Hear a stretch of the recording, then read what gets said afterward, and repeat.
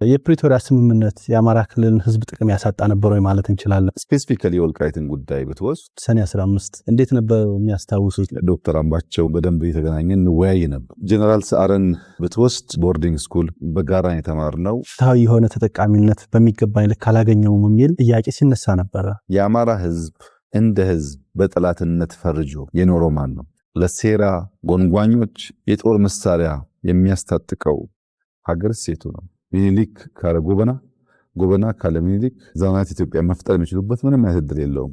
ጠመንጃ በማንሳት ወደ ጫካ የገቡ ኃይሎች አሉ። የተዘጋ ቤቱን ፍሬሽ ኤር ለማስገባት መስኮት ሲከፍት ንጹህ አየር ብቻ አይደለም ወደ ቤቱ የሚገባው። የኢትዮጵያ ህዝብ እዚህ ምርጫ ላይ ሲሳተፍ ምን መልእክት ሊያስተላልፍ እንደፈለገ መውሰድ እንችላለን?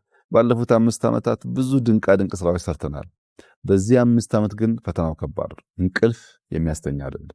ጠቅላይ ሚኒስትር ዶክተር አብይ አህመድ በፖለቲካዊ ኢኮኖሚያዊና ማህበራዊ ጉዳዮች ላይ ከአማራ ሚዲያ ኮርፖሬሽን አሚኮ ጋር ያደረጉት ቆይታ አርብ ምሽት 2:30 ይጠብቁን።